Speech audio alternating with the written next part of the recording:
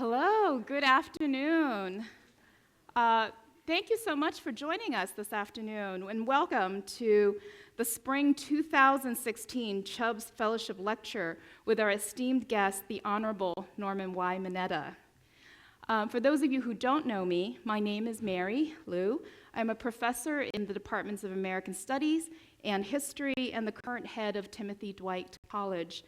As the master of the college, I have the honor of serving as the custodian of the illustrious Chubb Fellowship, established in 1941 out of a prior large donation for education purposes made in 1936 by Hendon Chubb from the class of 1895.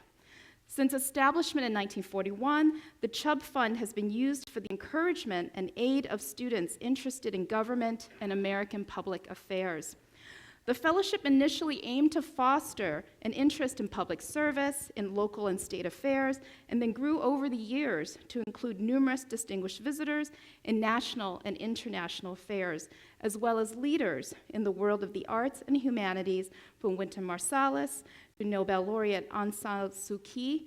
And together, these incredible Chubb leaders have inspired generations of Yale students to undertake public service and pursue leadership roles in the hopes of creating a better world today and for posterity.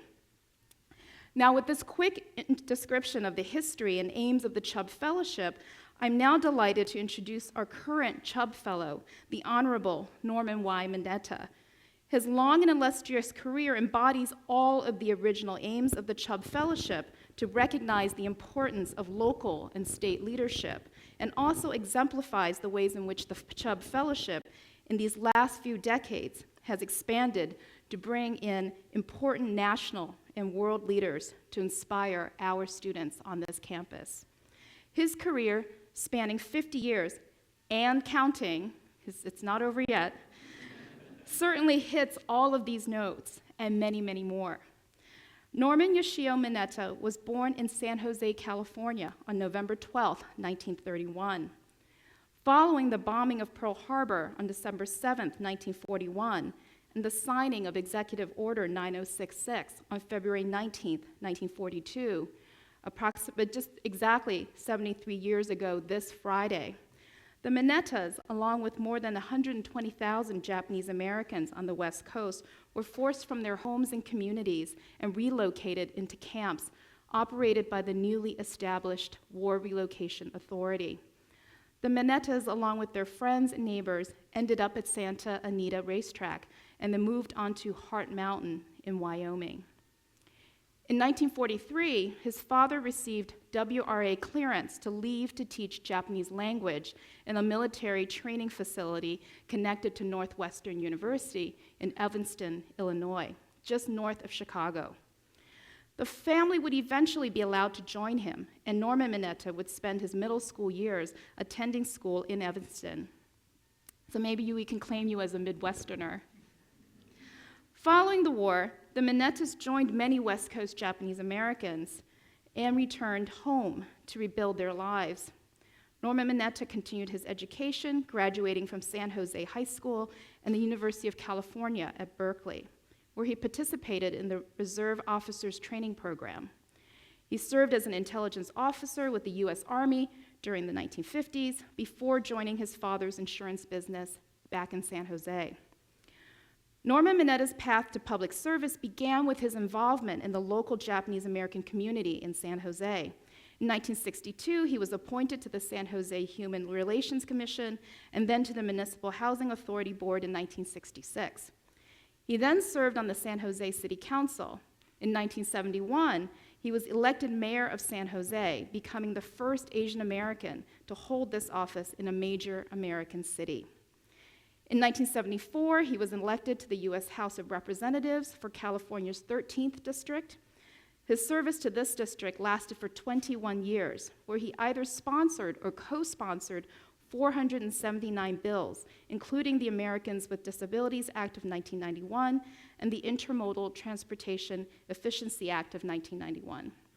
He also played a crucial leadership role in the landmark passage of the Civil Liberties Act of 1988, working closely with Japanese American and Asian American community advocates and civil rights activists and lobbying fellow congressmen to redress the unjust incarceration of Japanese Americans during World War II. In 1994, he co-founded the Congressional Asian Pacific American Caucus and served as the first chair. And after stepping down from his congressional seat, he took a brief vacation from public service. No, he didn't. Not really.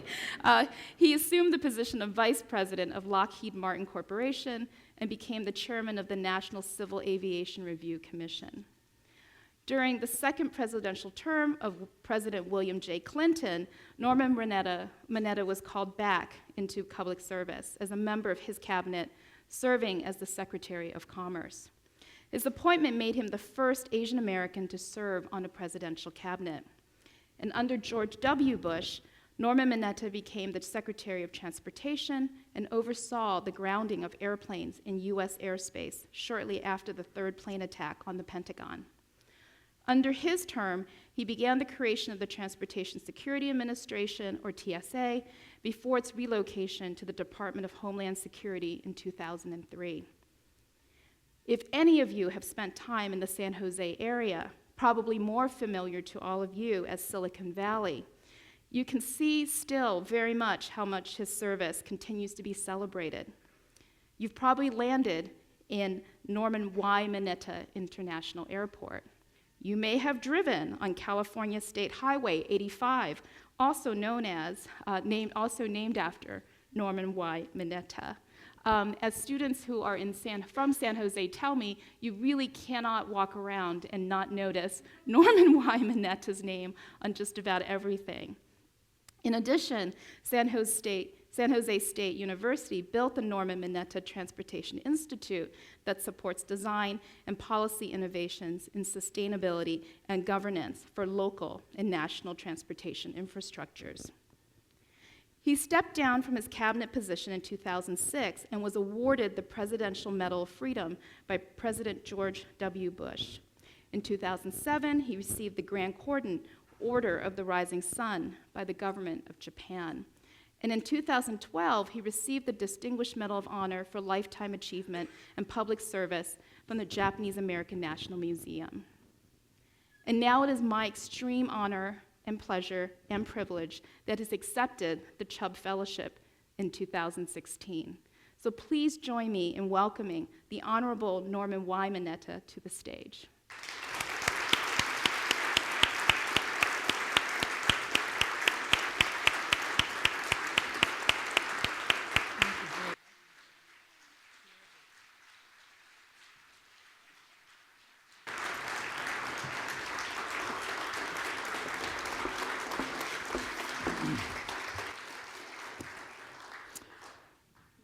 Mary, thank you very much for that warm and generous introduction. And thanks to all of you for that very warm welcome, despite the weather as it is outside. You cannot imagine how thrilled I am to be honored as the Chubb Fellow here at Yale University and Timothy Dwight College. When I was at San Jose High School graduating, my best friend came here to Yale University, and I went to Berkeley. And pretty soon he wrote to me and said, well, I'm here at Timothy Dwight College. I wrote back to him, I said, Bruce, I thought you were at Yale. Yeah. Little did I know about the residential college program. And yet, about 3 years ago, a number of us, having lived at a certain dormitory at Berkeley, decided that we wanted to take it over in a public-private partnership and create a residential college program. So we raised some $47 million, and last year we were able to get a 75-year lease from the University of California, and we are patterning the reconstruction and the operation of Bowles Hall at Berkeley after the residential college program of the Ivy League schools. We found a lot of resistance when we were doing this until Nicholas Dirks from Columbia University, the provost, became the chancellor at Berkeley. And when we took the idea to him, he immediately took the idea of creating a residential college program. And so this September, we will be opening up Bowles Hall as a RSP, patterned after the residential college program of the Ivy League schools. And Chancellor Dirks has also indicated that he's going to be tearing down the 11 dormitories that we have at Berkeley. He says they look like Soviet-style Stalag creations. So he wants to take those down and build them on a residential college program. But I am really thrilled because Bruce was my closest friend and unfortunately passed away earlier this year. Was a resident here at Timothy Dwight College. Then after graduating and then serving in the Navy, he came back and graduated from the School of Law here at Yale. But in any event, I am just thrilled to be here as the Chubb Fellow for 2016. First of all, I'd like to introduce my wife, Denny, who's here in front. Honey, you want to say hi? Hi.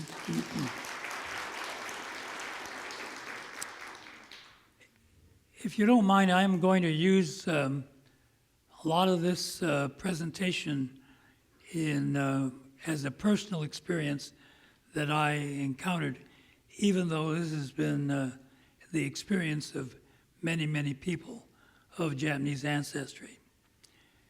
My parents both immigrated from Japan. My dad in 1902, as a 14-year-older, came to the United States on his own. And I always think, would I ever have let my 14-year-old sons go off to a country where they don't know the language, they don't know anybody, and to start life anew? But my dad was the number 2 son. Everything goes to number 1. So he figured, well, I might as well go and see what it's like in the United States. And as he said, he didn't know that much about U.S. geography. Instead of getting off the ship in San Francisco, he got off the ship in Seattle. So he was 800, 900 miles away from where he should be. But he worked from one lumber camp, farm camp, to another to make his way all the way down to Salinas, where his uncle had started to work for Spreckels Sugar Company. I'm sorry, but I'm just on the tail end of a cold. So you'll have to excuse me if my voice gives out every so often. And I'm more sympathetic to the person who's handing the audio back here, listening to my coughing through the mic.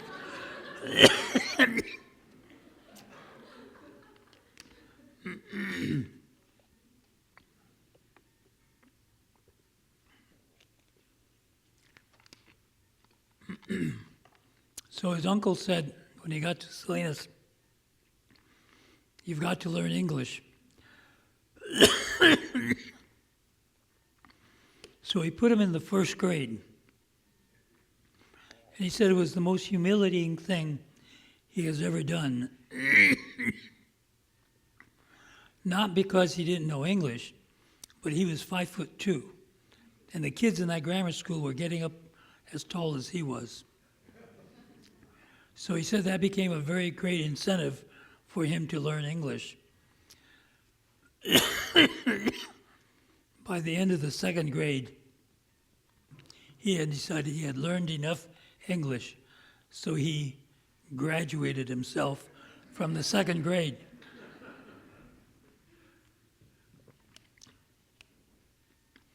And then Speckled Sugar gave him a job.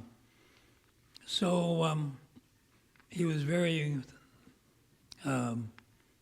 thankful for that.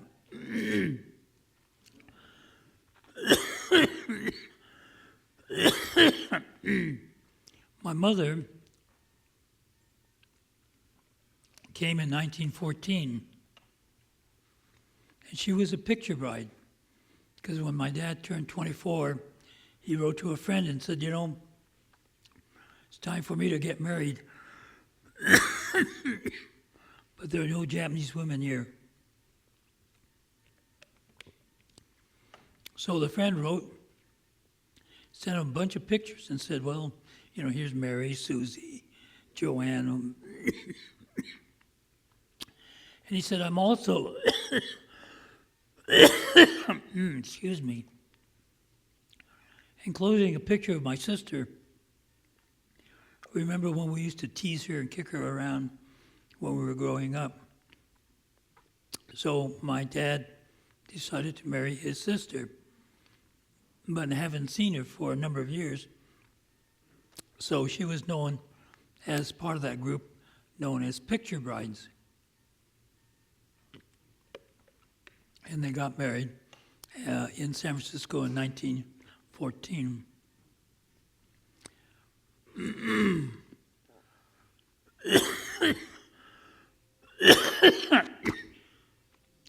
I know this is tougher on you than me, and I apologize. So let's fast forward to December 7, 1941.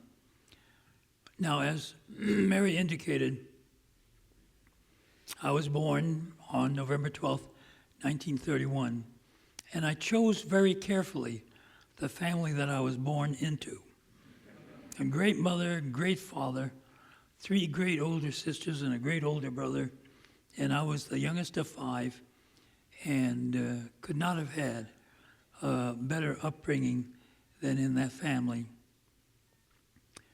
But when December 7th occurred, and my dad was in the insurance business and well known in the Japanese community, and because he knew English, he sort of became the liaison between the Japanese community and the majority community in San Jose. And so we had just returned home from church past noon on that Sunday, turned on the radio, then heard all the news about what was happening in Hawaii. And people started calling the house, wondering, given what's happening in Hawaii, what's the impact going to be on us? And then about 1:30, 2 o'clock, Joyce Hirano, our next door neighbor, comes running in through the back door yelling, the police are taking Papa away, the police are taking Papa away. So my dad runs out the front door, next door, but by the time he got there, Mr. Hirano was already gone. And he had no idea, and Mrs. Hirano nor their son Irving knew who came to the house. But Mr. Hirano was gone. So my dad came home and he called the city manager of San Jose to ask what was going on. Mr. Goodwin says, I have no idea what you're talking about.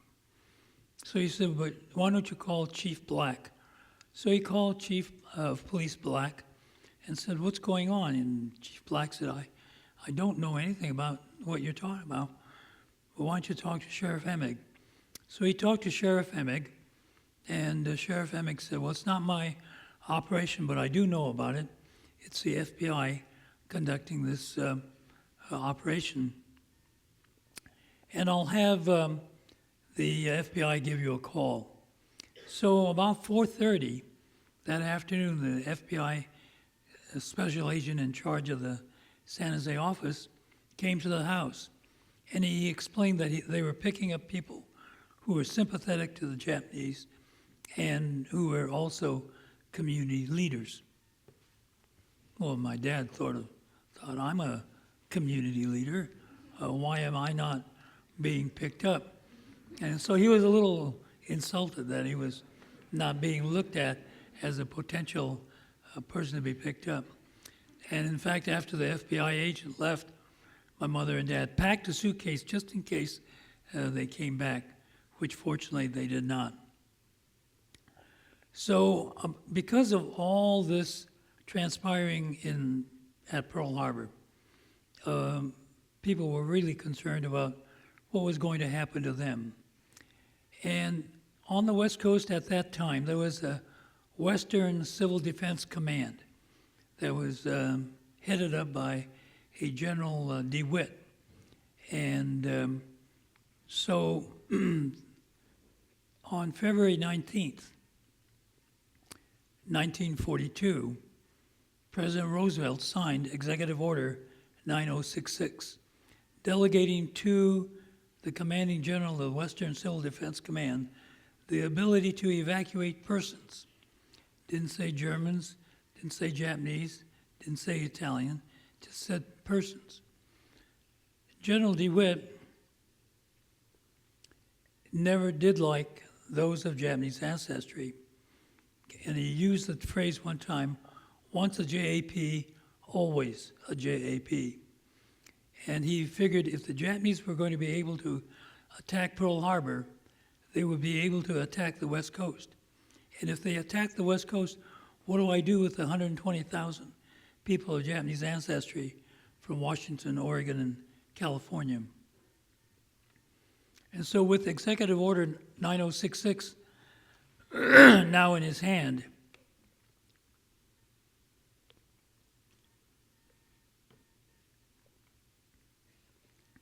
he then commandeered racetracks and county fairgrounds because they had built-in living quarters, namely horse stables.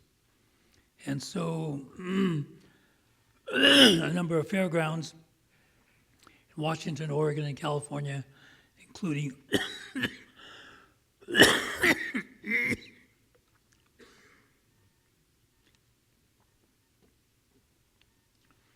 racetracks were taken over by the Western Civil Defense Command. And in order to notify us that we were going to be subject to evacuation, they had these big placards. They posted them on the side of buildings, utility poles. Attention, all those of Japanese ancestry, alien and non-alien. And as a 10-year-old kid, as I looked at that, I'm going, alien and non-alien. Who's a non-alien? So I asked my brother, I said, who's a non-alien? He said, that's you, a citizen.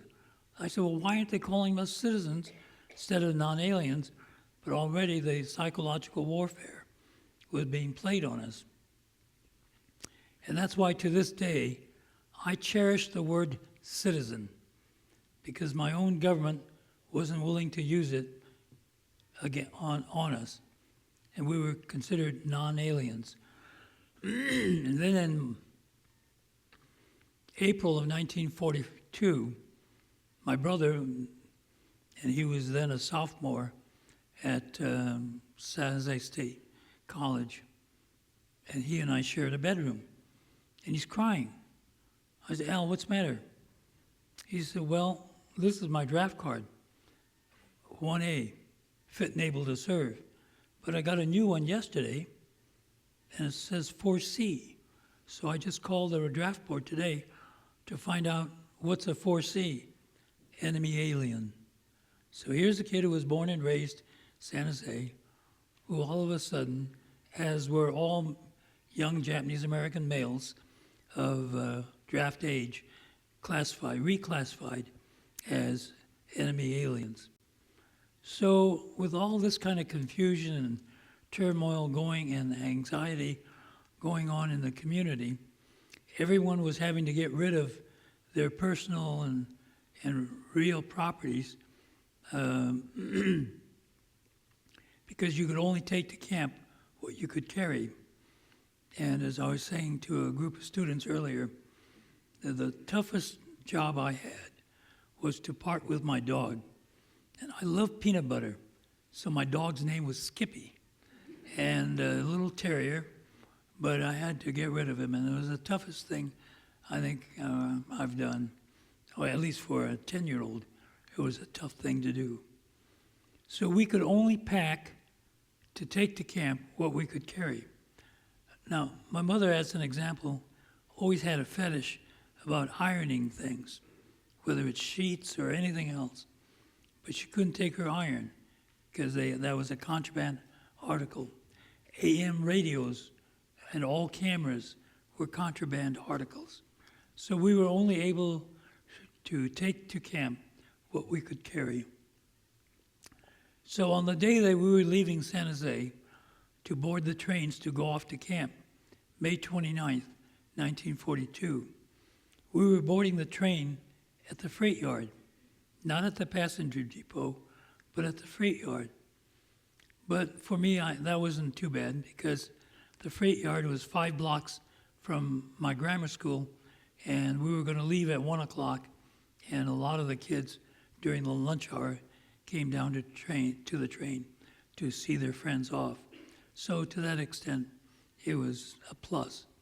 So we boarded the train, and I was wearing a Cub Scout uniform, carrying a baseball glove, and a bat. And as I was getting on the train, the MPs confiscated the bat on the basis it could be used as a lethal weapon. And so I went running, crying to my dad, and he said, no, that's all right, don't worry. We'll get a replacement for that bat. Well, we never did because there were no stores in Santa Anita at the camp. So it was a long time before I got my own bat back again. Now, because of this experience, now, unfortunately, when we got to Santa Anita, we were one of the last groups coming into camp. So by that time, all the stables were filled. But I used to go visit my friends in June and July, and you can just imagine what it's like in Southern California with that heat beating down on those stables. And I don't know how those folks lived in those stables given the stench.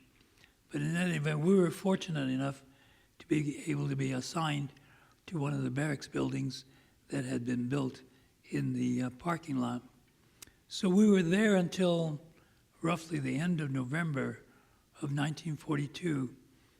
And in the meantime, they were building these more, quote, permanent, unquote, camps in Arizona, Colorado, Arkansas, Wyoming, Idaho, and Utah.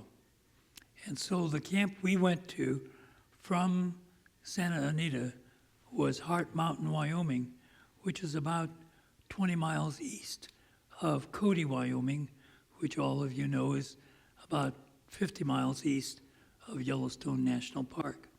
So we were up there in that northwest part of Wyoming. And the day we got there, the wind was blowing, and all of us from California couldn't get over how cold it was. Not only cold, but with that wind blowing and that sand just beating against your face, it just was something else. And so we get to our barracks building, and it's just filled with silt and no brooms or anything to use. So we had to use whatever we could find to use as a sort of a shovel to sift or get this sand off to the side. And schools hadn't been built yet, and the elders were wondering, gee, what do we do with the kids? So they had written to the Boy Scouts and the Girl Scouts of America, said, please come to the camps and organize troops for us, which they did. So within our camp, we had maybe 10 or 12 Boy Scout troops. And so we were having jamborees in the camp. And our scout leaders would write to the scouts in Cody and Ralston and Deaver and some of those other communities that were surrounding the camp. And they'd say, come on in and join us for our jamboree. And they'd write back and say, no, we're not going in there. There's barbed wire around the camp. There are military guard towers with searchlights and machine gun mounts every 300 feet.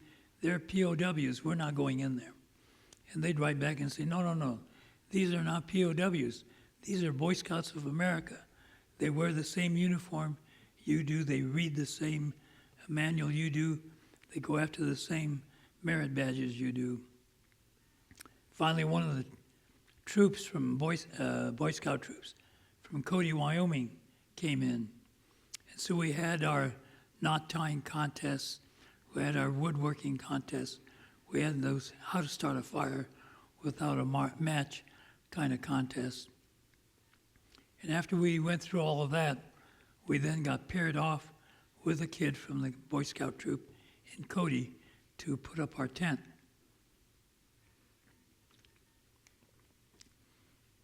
So this kid and I put up our tent, and Wyoming, it could rain anytime, any amount, so you have to build a moat around the tent to protect it.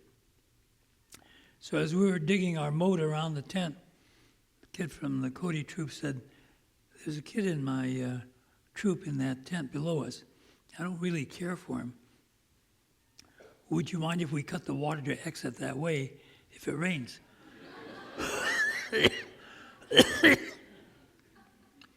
It was really no skin off my nose. So I said, sure. And as luck would have it, it started raining later, and our moat worked perfectly. The water drained down that way, and during the course of the evening, tent pegs pulled and the tent came down.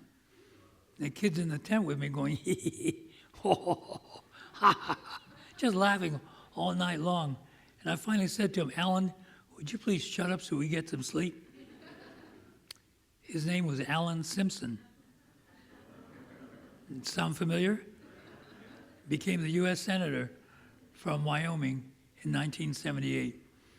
And the odd thing about it is that through junior high school, and college, we wrote to each other. And then in 74, I got elected to the House, and he got elected to the Senate in 78. And even as conservative Republican he was, and as liberal Democrat as I was, we were the best of friends, and we are still to today. So let's go to 9/11. I'm Secretary of Transportation, and I'm having breakfast that morning with the Deputy Prime Minister of Belgium, who also serves as the Minister of Transport, and with Jane Garvey, who was head of the FAA. And the three of us were having breakfast talking about aviation issues before the European Union. And my chief of staff came in and said, "Mr. Secretary, may I see you?" So I excused myself and went into my office. And as I went into my office, at the other end is a TV console. There were the Twin Towers, black smoke billowing out of one of them. I said, "John, what's that?" He said, "We don't know. We've heard the possibility of general aviation, aircraft, commercial aircraft, and even the possibility of a explosion within the building." So I watched the TV for a little while and then said, "I've got to go in to the meeting." So I went back in and explained to Ann and to Jane and to Mrs. Durant what I had just seen. And 6-7 minutes later, John came back in, "May I see you?" So I excused myself, went back into my office. He said, "It's been confirmed it was a commercial airliner that went into the building." So as I was coming up to the TV, looking at it, all of a sudden I see this gray object going across the screen. And then on the left side of the screen, it disappears, and this white, yellow, orangey, billowy cloud appears on the left side of the screen. I go, "Holy cow, what was that?" Or words to that effect. And so then I really started to listen and look at the TV screen. And so after about 7, 8 minutes of this, I said, John, I've got to go back in, get myself out of this breakfast meeting. So I went in and explained to Jane Garvey and Mrs. Durand what I had just seen on the television set. I said, I don't know what's going on up in New York, but it's something I'm going to have to deal with. Jane, you've got to get back to the FAA Operations Center. And so by the time I got back into my office, the White House called and said, get over here right away. So I grabbed some papers and threw them in my briefcase and went downstairs to the car. And as we're going in West Executive Drive at the White House, people are running out of the executive office building. They're running out of the White House. And I said to my driver and security guy, is there something wrong with this picture? We're driving in and everybody else is running away. So get out of the car, went into the White House. And the guard said, you have to be briefed by Mr. Clark in the Situation Room. So I went into the Situation Room and Dick briefed me. He really didn't tell me much more than what I already had heard on television. And then he said, you've got to be in the PEOC. I said, the PEOC? What's the PEOC? PEOC, Presidential Emergency Operations Center. I said, I have no idea where that is. And there was a Secret Service agent standing there. So he said, I'll take you down. Well, this is that bunker that's way under the White House and supposed to be nuclear bomb-proof, I guess. But in any event, I went down there, and the vice president was already down there. And there's a table probably about 30, 40 feet long, about 15 feet wide, with chairs all the way around. And between each of the chairs are telephones. So I took one set of phones, one phone, and set it up to my office at the Department of Transportation, and the other one to the FAA, and sat there in the PEOC the rest of the day. A military aide came into the vice president, who was sitting across from me. I said, there's a plane coming towards D.C. So I said to Monty Belger, the number 2 at FAA, I said, Monty, I understand there's a plane coming towards D.C. You know where it is and what's the plane? He said, well, we've been tracking this plane, but the transponder's been turned off. So all we're doing is watching the white little target on every 11-second swing of the radar.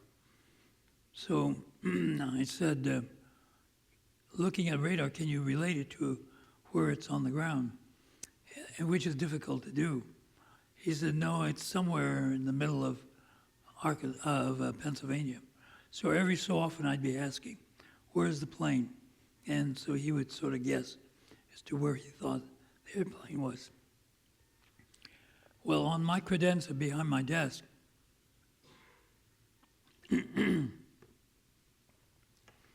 I had a monitor, outline of the 48 states, Hawaii and Alaska, just peppered with dots. Well, if I took my mouse and put it on a dot, all of a sudden there'd be a flag that would come up, and it would say UA 123.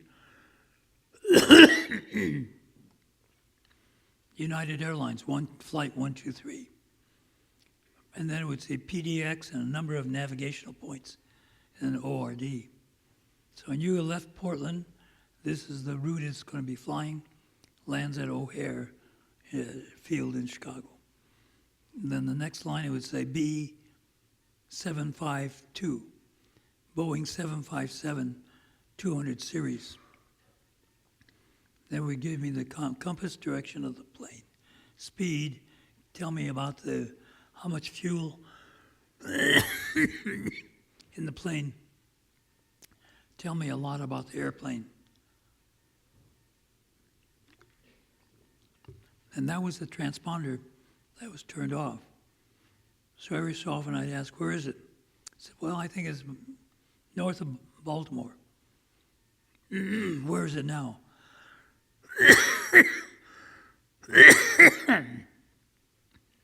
Probably near the Great Falls,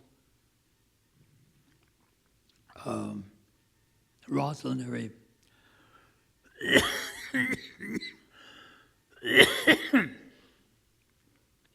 Where is it now? Oh, probably near Pentagon City going towards National Airport. Where is it now? Oops. Oops. Oops what? We just lost the target. We just lost the target. We just lost the bogey. Where'd you lose it? Somewhere between the Pentagon City, National Airport.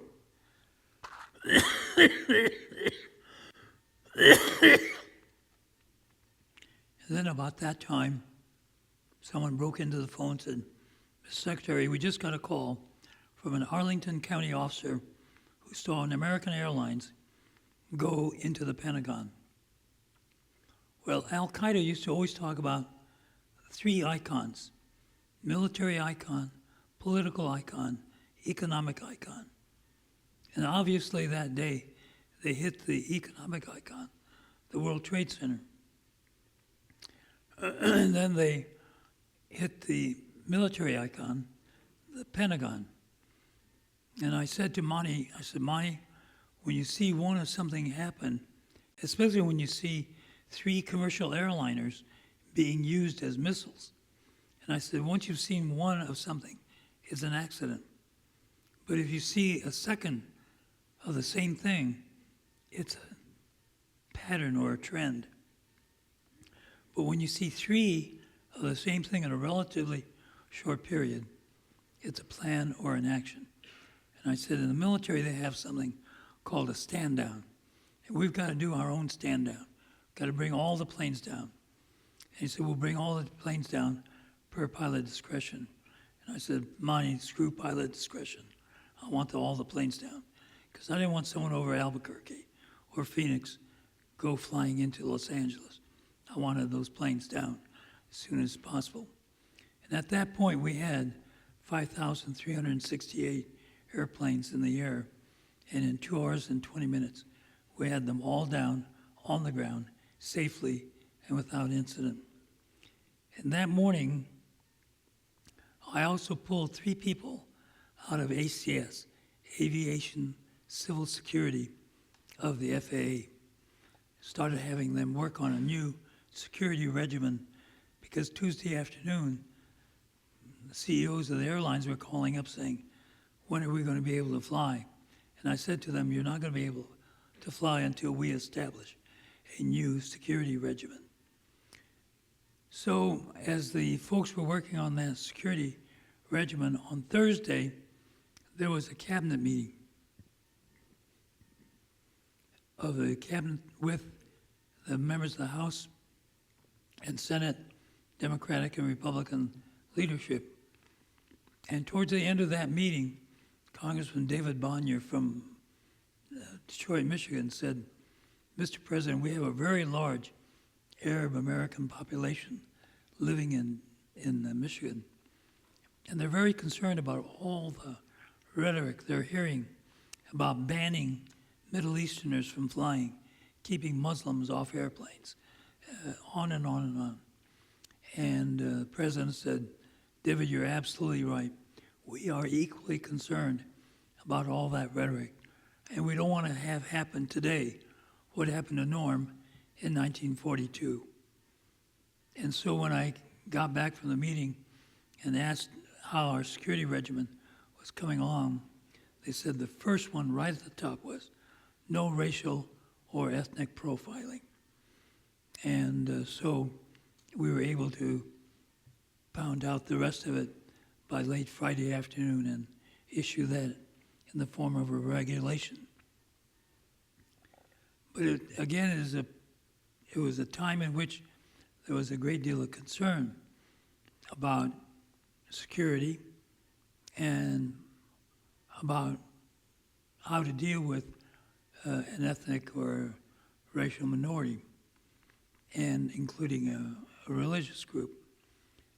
And then towards the end of September in Arizona, there was a shooting and killing of a person who owned a gas station and a mini mart. And when they apprehended the killer, they asked him, "Why did you shoot and kill this guy?" He said simply, "Because he looked like the enemy." And this fellow happened to be a Sikh with his headgear, facial hair, leg bindings, and other than a simple explanation, because he looked like the enemy. On Monday, I guess that'd be the 17th of September, the President gathered a large number of Arab Americans and Muslims at the Islamic Study Center in Washington, D.C. And he said, "We know who did that last Tuesday. They were not loyal Arab Americans. They were not faithful followers of Islam. They were terrorists, and we're going to go after them."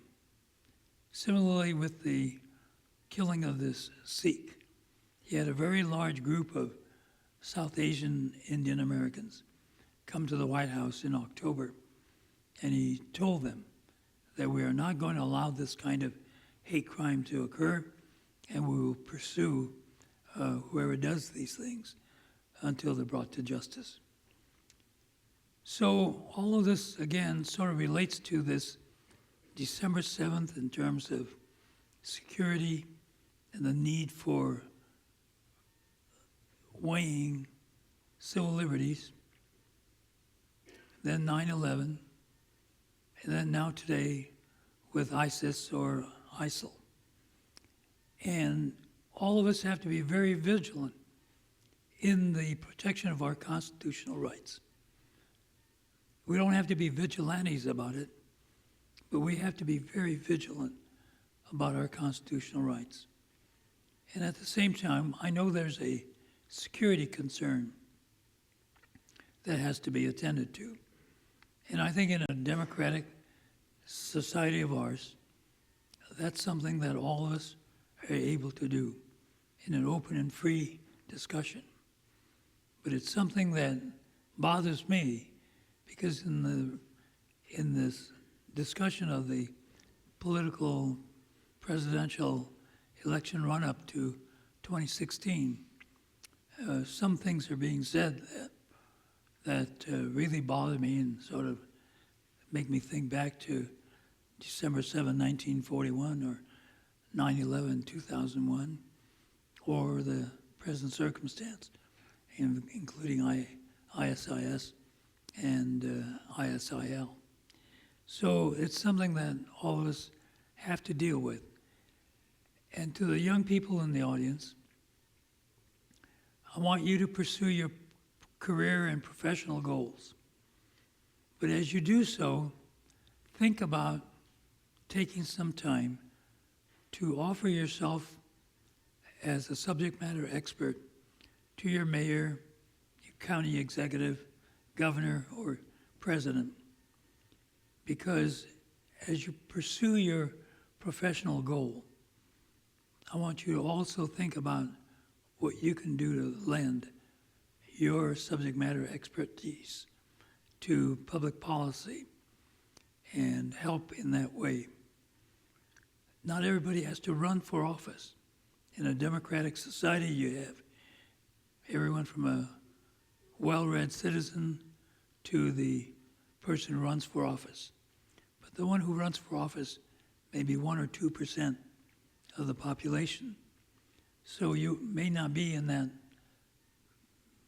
group that wants to run, but you want to do something public service.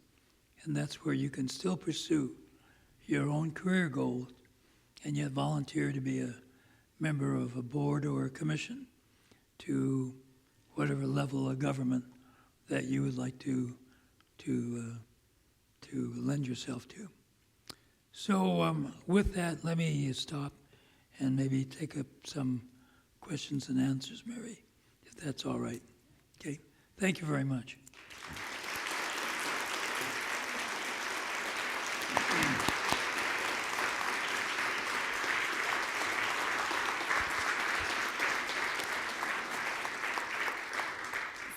So I think this is on. Yes, this is on. Okay, so now we are going to open it up for questions and answers. I believe when you all walked in, you should have received a card. So please do write down questions that you have for Secretary Mineta. And we do have aides who should be coming up and down the aisles to collect your questions. So while that's happening, I do have a couple of quick questions to start us off. Okay. The first one is, I was very struck by the story that you told, and especially in terms of the aftermath of 9/11 and thinking, in the response by President Bush at the time saying absolutely no racial or ethnic profiling as just as important as the security of the American people. So I wanted to hear a little bit more about how that sentiment and that goal and vision was also part of the creation of the TSA under your leadership. Next question. Well, right after we had come into office, President Bush had invited my wife and me to Camp David. And so after dinner one night, we had just sort of a talk around the table. And I did explain or talk about, because he did ask, well, tell me about the evacuation and internment. And we spent quite a bit of time about the evacuation and internment. And this would have been in probably about March of 2001. And so the whole idea of grounding the planes really, I suppose if I had to think about it, I don't know what I would have done on 9/11, but I know I was comfortable in having to order all the planes down. Now, the formation of the Transportation Security Administration came because in the old system, the airlines were in charge of the inspection of passengers onto airplanes. And they would contract with independent companies to do this at all their airports. And of course, those are always done on the lowest bid and given to the cheapest contractor that submitted a bid. And so obviously 9/11 said to us there were a lot of flaws in the system. So we put together our own legislation, and the center of it was that these inspectors were going to be government employees. And that became a very major arm wrestle between our department and the Congress as we were having the Transportation Security Administration Act make its way through the House and Senate, because many wanted to just keep going with private contractors. But I felt that in order to have the same standard, whether you were in New York or Resume Speed, Iowa, or wherever, that it had to really be a government employee, and we prevailed on that count. Now, we did include a provision in that original bill that allowed up to 5 communities to have outside contractors do the work. And we based it on large hub carrier, small non-point carrier, and we had various varieties, but we did allow 5 airports to have non-government contract employees. But they have to have the same system as all the other government-owned or government-operated security systems. Does that answer that, Mary? So we have a lot of questions, and I do apologize if we don't actually get to your question. I'm going to do the best I can. One question is, can you talk about serving as a Democrat in a Republican administration's cabinet? Considering the political divisiveness in the country today? What advice might you have to offer on the partisan divides? Well, this is really a difficult question because today it is the way things operate in D.C. totally different from what they were even as recently as 15 years ago. Today, well, let me go back to when I was in the Congress, Tip O'Neill required us to be there at 12 noon on Monday for the first vote, and then stay until the last vote on Friday at 3 p.m. Today, the first vote is on Tuesday at 6:30. So members come in late Tuesday afternoon for a vote for their 6:30 vote on Tuesday. And then they're on Wednesday. And the last vote is at 3 o'clock on Thursday, if they have a vote. Now, in probably 90% of the days, or 90% of the Thursdays, they haven't had votes on Thursday. So they all leave early Thursday morning to go home to their home districts. They don't know each other. They don't know even the subject matter of the committees they're assigned to. And I still deal with many of the members. And it's appalling to me that they don't know the subject matter of the committees they're assigned to. On the other hand, running campaigns is so much more expensive today than it was some time back. So they're all dialing for dollars all the time.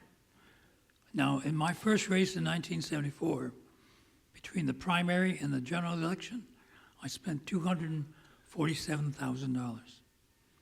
In my last race in 1994, I raised $1.3 million, spent $700,000. Today, there isn't a race that is under $2 to $2.5 million. And so they're having to raise that money all the time.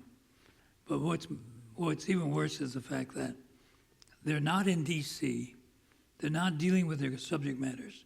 They don't know each other. We used to have fights in subcommittee, full committee, on the floor, yet slap each other on the back, say, come on, let's go have dinner, let's go have a drink. And that doesn't occur today. There may be some isolated examples of that happening. And so it makes it very difficult. And on top of that, the members themselves are much more polarized today. And I think that part of it is if you don't know somebody, you tend to be a little harsher on them. And I think that's what happens, is what's happening today. And there isn't that personal relationship that existed. And as conservative as Alan Simpson was, and as liberal as I was, we'd still be able to have dinner, talk to each other about issues going on. And that really doesn't happen today. Now, there's a group of bipartisan members of Congress, or former members, who are trying to work on trying to get this corrected right now.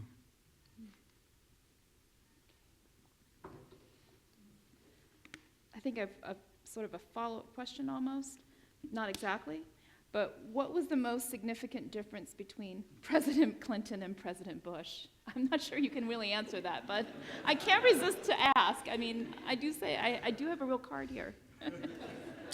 Well,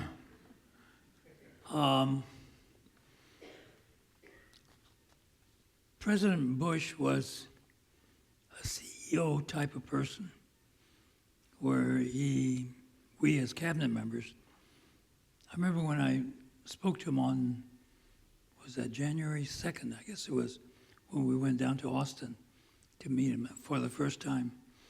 And I had three things in mind. I want to talk to him about budget, policy and personnel. So when I talked to him about budget, he says, no. He says, look, you're going to have to arm wrestle with everybody else at OMB for your budget requirements. Then he said, on policy and personnel, I'm bringing you on as a subject matter expert. So I want you to give to me what your policy advice is, but I just don't want you hiring only Democrats at the Department of Transportation. And I said, no, I'll be using the Presidential Personnel Office to recruit and bring people in. So the president really was a delegator. He expected me to do my job. He wasn't overseeing what I was doing or saying, although we had to clear the speeches. But there was very little rewritten. President Clinton, and then like cabinet meetings. We'd have cabinet meetings every month, and if it was announced to start at 10 o'clock, you knew right at the top of the hour the meeting was going to start. And there was always an agenda and always followed a certain pattern. Now, in the case of President Clinton, I came in as Secretary of Commerce in June of 2000. Bill Daley was the Secretary of Commerce, and he was leaving to go run the Gore campaign. And I was Senior Vice President at Lockheed Martin. 6 o'clock, I'd packed up my briefcase. I was about to leave, and the phone rang. Should I answer that phone or let it go? Should I answer the phone or let it go? So I finally picked up the phone. It was John Podesta, the Chief of Staff for President Clinton, calling. He says, Norm, he says, Bill Daley's leaving Commerce.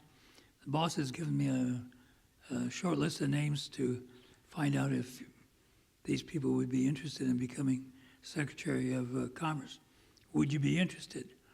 And I said, John, do you want me to crawl through the telephone wire right now to your office to give you my answer? Oh, he said, okay, I'll put you down for yes. And then on Thursday morning, President Clinton called up. He says, Norm, I'm sending your name up to the Senate this morning, nominating you for Secretary of Commerce. So those were the two phone interviews I had for Secretary of Commerce.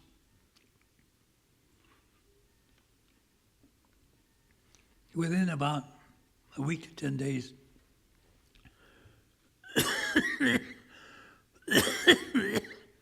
I had been confirmed by the Senate. Now, they had a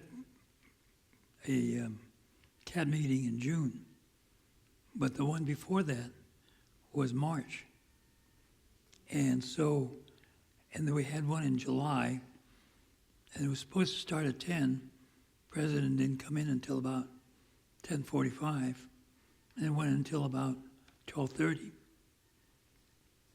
With President Bush, you knew it was going to start at a certain time, and it would last 1 hour. We had only two meetings that went beyond 1 hour. On the 13th of September, after 9/11, and then in April of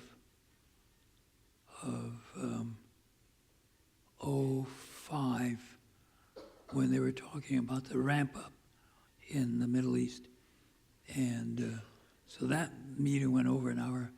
And there was a televised closed circuit program with our U.S. ambassador in Afghanistan and with the commanding general, can't recall his name, who was in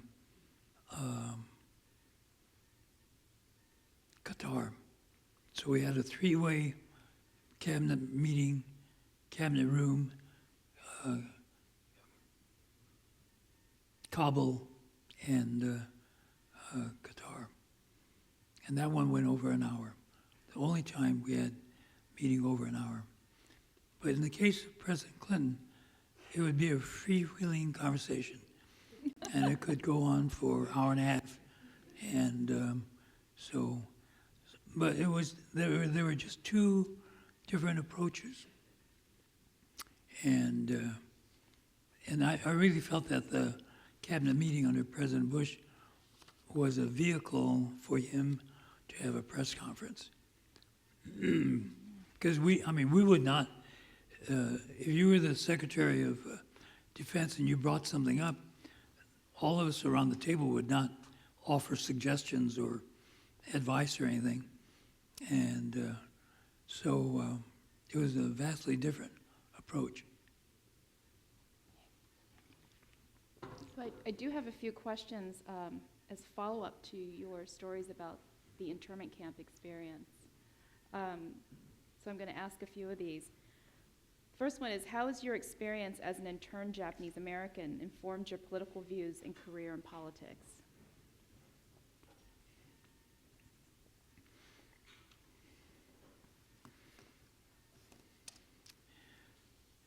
It has, in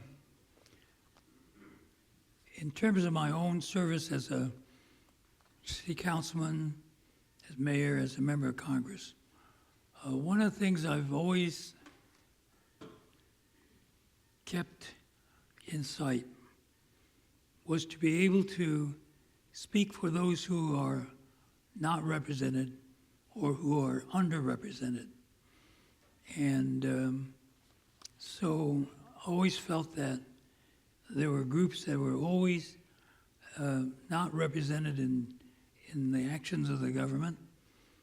And so when the whole idea of the ADA, the Americans with Disabilities Act, came up, with the National Council on Disabilities, I wrote the whole transportation portion of the ADA. But, you know, having been interned doesn't become the driving wedge, but is the backstop that keeps pushing me in terms of making sure that their issues are not disregarded or not dealt with. And so when I became mayor, just as I had been appointed to the city council in 1967, the Asian American population in San Jose at that time was probably 2.5%, 3%. Hispanic population was about 18%. So when I became mayor, I left a vacancy on the city council. So I said to the Hispanic community, get together and come up with some names for me to consider to be appointed to the city council. And so I was able to appoint the first Mexican American to the city council in San Jose. But I've always tried to not use the evacuation and internment as the driving wedge, but as a backstop to really make sure I did my job.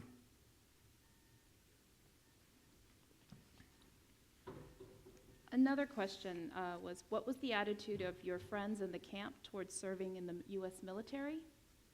And I think there's another question that another audience member asked, which is quite similar, just in particular asking about the responses of your older brother to the loyalty questionnaire that was issued during the camp years. Okay, the loyalty questionnaire was something that was given to all the draft age males.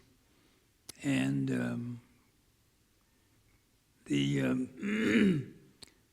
there were a number of questions, and it came down to, I think it was question number 27, was, would you forswear allegiance to the Emperor of Japan and swear allegiance to the United States of America?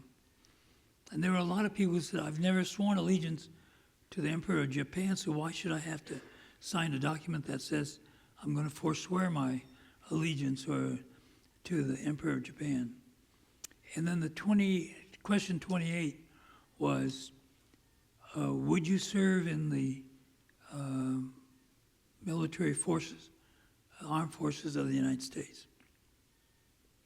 And a lot of them says,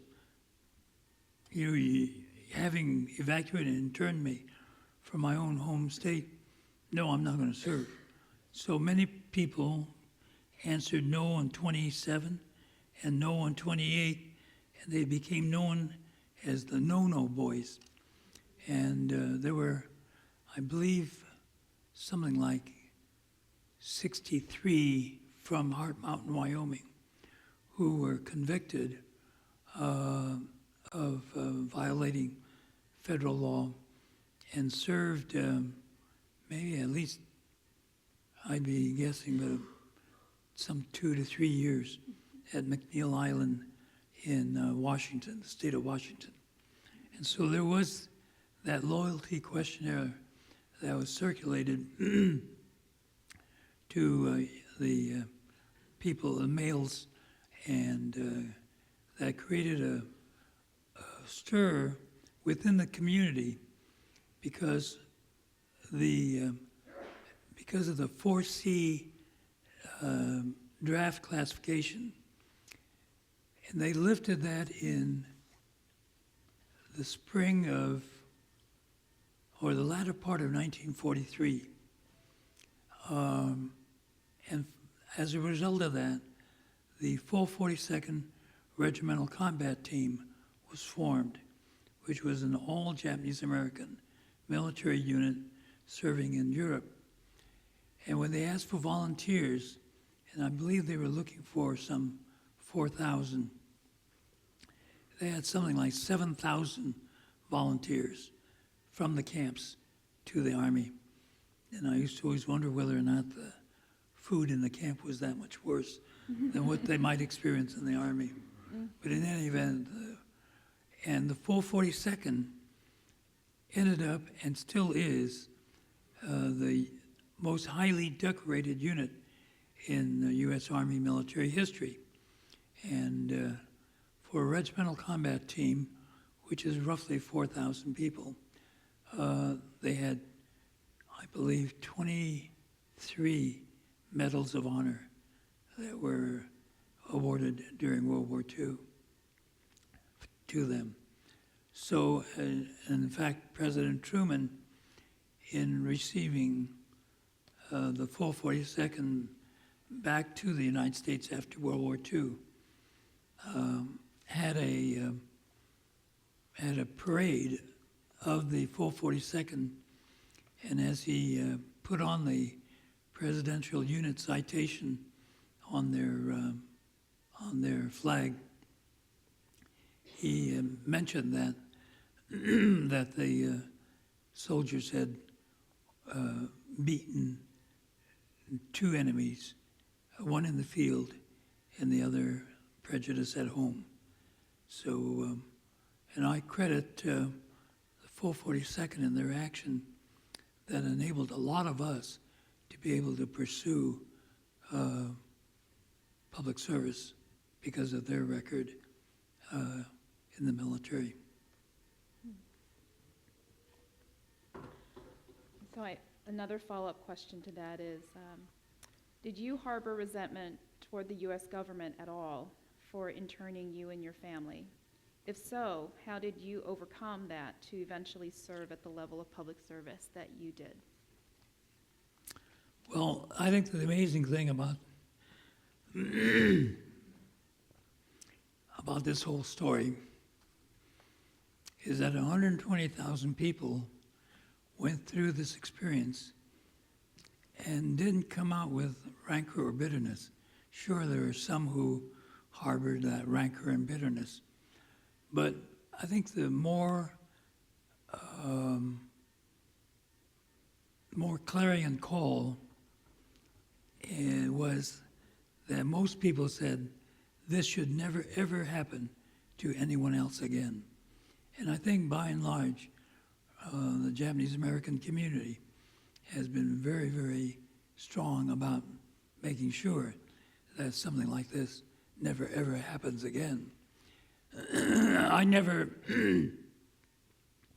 went through any kind of feeling of bitterness or remorse about what happened, and I don't think most people who had experienced the internment evacuation did so, but they came out with a very strong feeling that something like this should never ever happen again.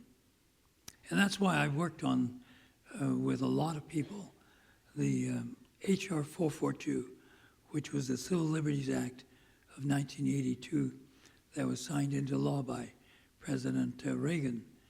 And this called for an apology by the Congress to the Japanese American population and a redress amount that was awarded to those who experienced redress or evacuation and internment.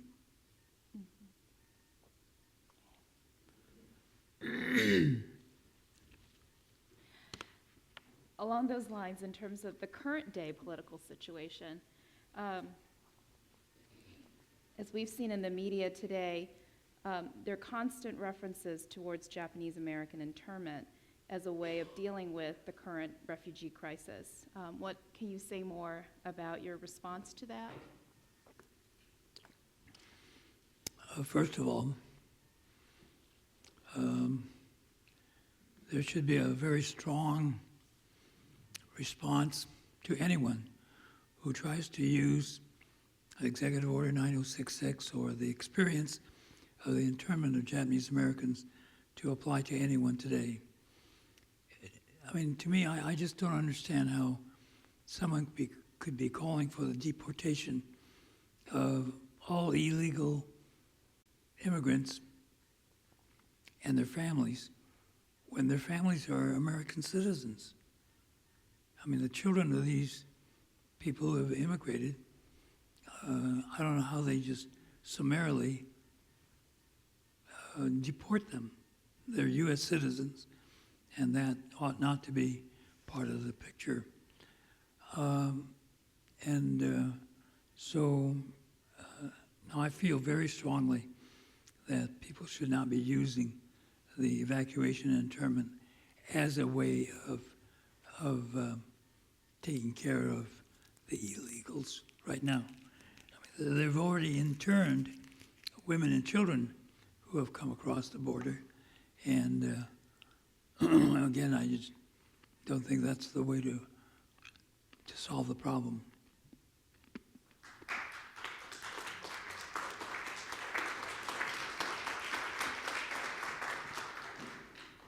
So I think we have time for one last question, and this is an appropriate one. I think I actually got through the stack.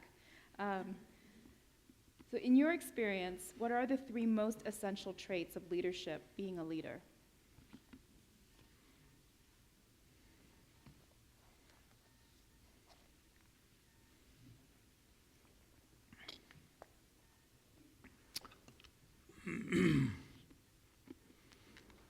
Well,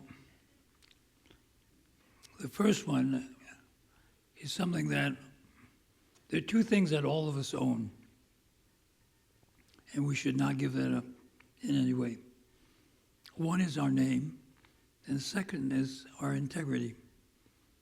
And no matter what the circumstance might be,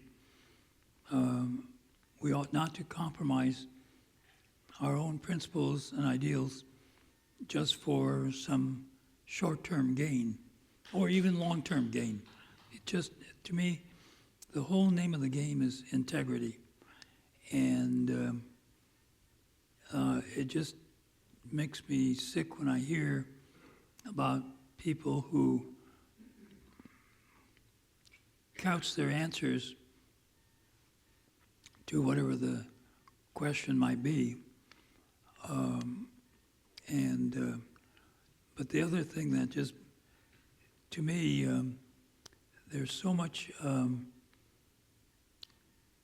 I don't know, necessarily corruption, but there is just too much people not standing by their own principles. And so in a way, I'd say 1 is integrity, 2 is integrity, 3 is integrity.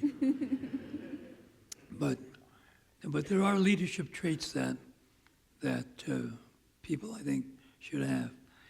And today, when I hear people saying, well, I'm not a politician, then why are you running for public office?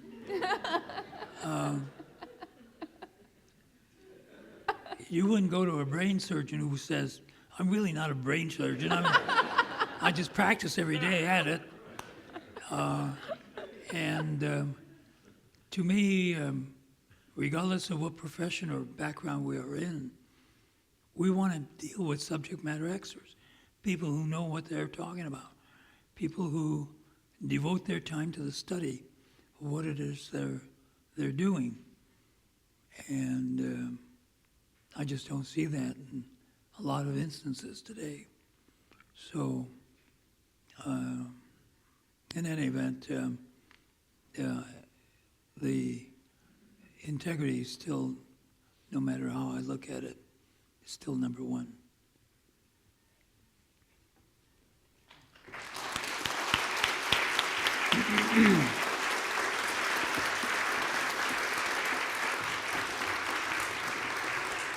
Thank you.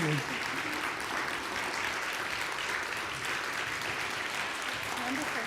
Thank you. Thank you very much, everybody.